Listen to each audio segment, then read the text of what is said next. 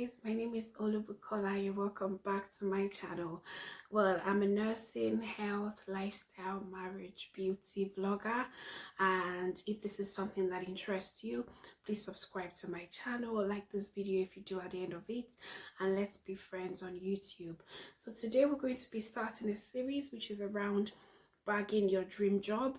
So first off, we will be talking about CV, creating a nursing CV that is so juicy, that's so attractive, that will get you your dream job. So if this is of interest to you, please stay tuned while we get into it.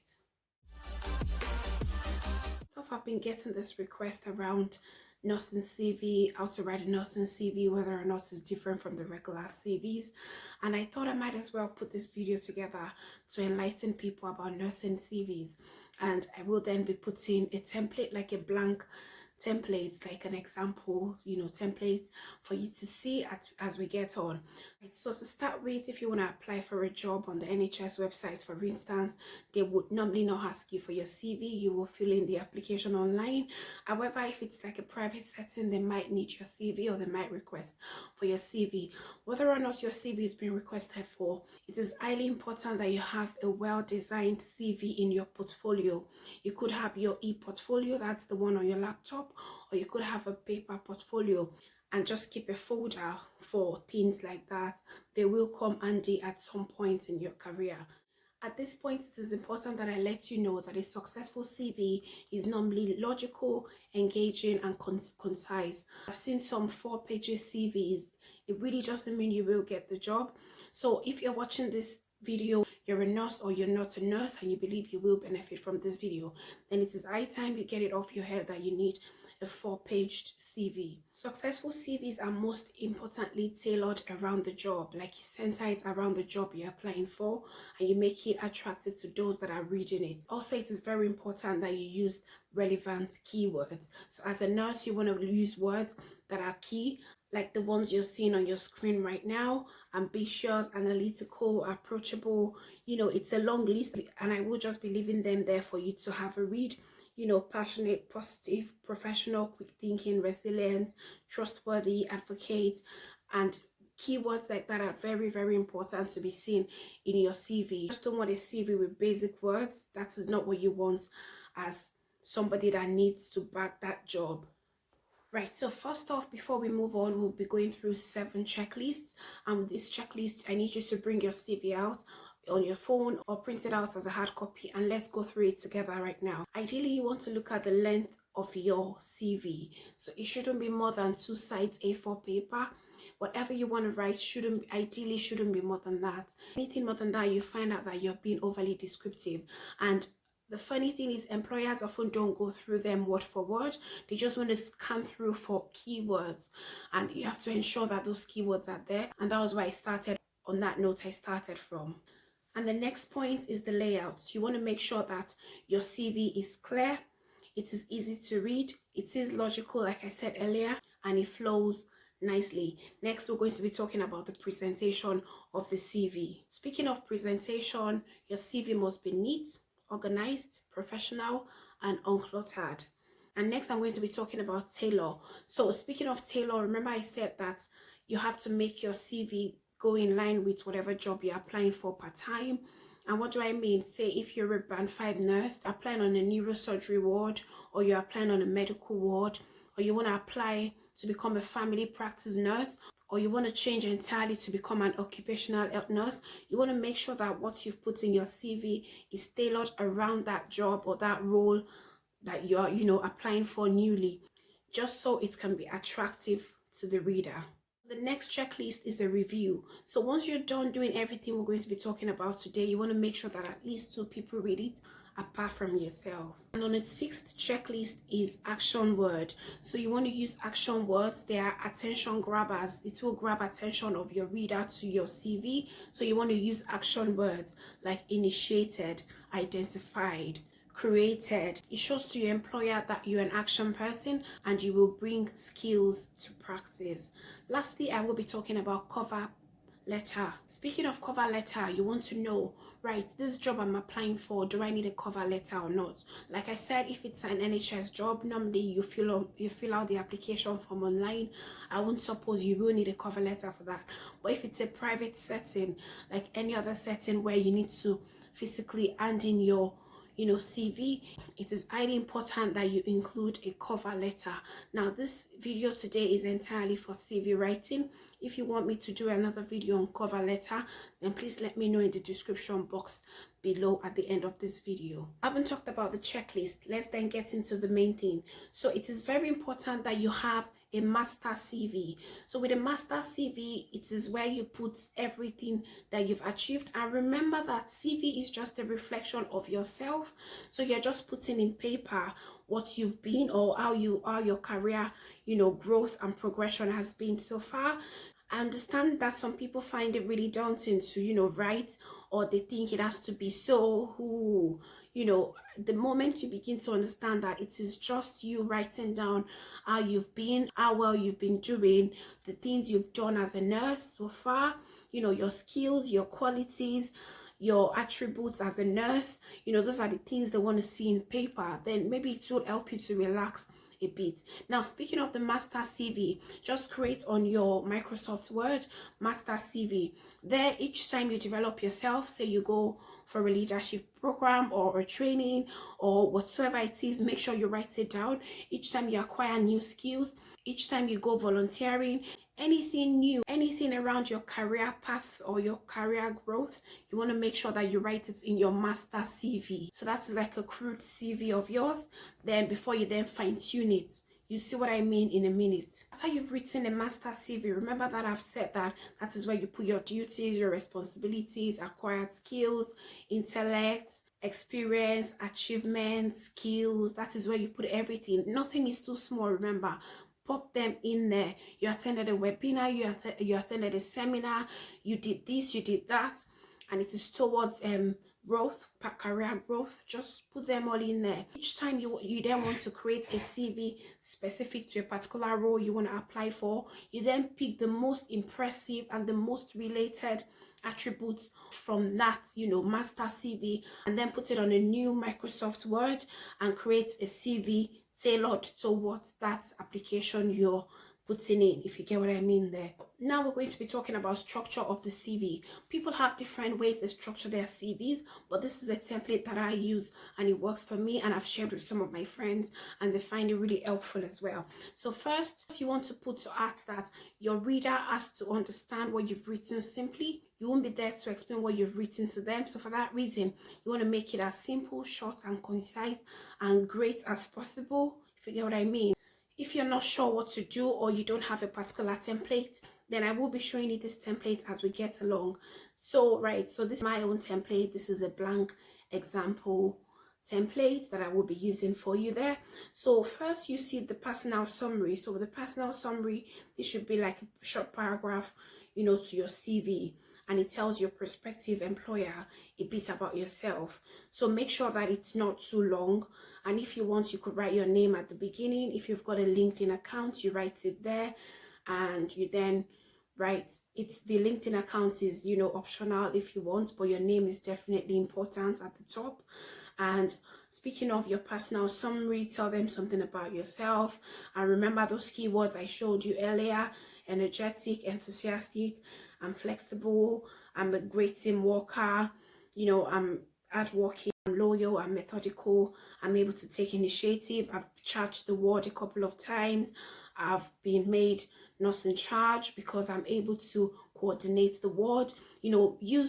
Put them in sentences and let them rhyme and let them go, with the flow. Do not just bring words that do not, get in that flow. Still in your personal summary, you want to talk about your personal qualities and strengths.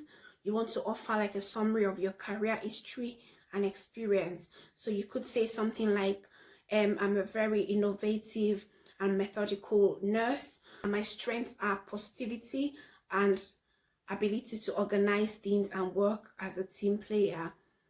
There you've talked about your strengths and your personal qualities. You can add more. Then you can then offer a summary of your career history and experience. I've been a nurse for about 7 years now, and I've got experience in child, maternal, adult. You know, you just go on that way with the flow. Then you describe something you're passionate about or something you're interested in, and just say that you're interested in solving problems because you've got great problem solving skills. You know, that's something you can say there. And then you conclude by, you know, talking about what you're looking for in your career. So you could say something like, I'm happy to bring all of these things to the table, and also looking for professional growth and career development. Or just say something else if you've got better words to use right there. And you remember that you need to try your best to be original as much as possible. You can't afford to look like you've just copied and pasted it from somewhere. So be original in your simplicity. You know, use all of them big words, but then try to be simple and let it be free flowing as well. Most of the commonly used words that are so catchy, things like compassion, ability to work as a team, ability to take initiative, great organization skills, you know, things like that, problem solving skills. Those are words that people use as key points, and it goes a long way. Next, we want to be talking about your key skills and achievements. So here you bullet point 4 to 6 of your key skills and or achievements. So this can include clinical skills, things you've achieved over time, great competence in catheterization, parenteral feeding, interpersonal skills, notable achievements, your qualification, years of experience. You know, you should also make sure that it is tailored carefully, thinking of, you know, what would be relevant, most impressive of everything that you are to your prospective employer. Remember that it has to be tailored towards that role.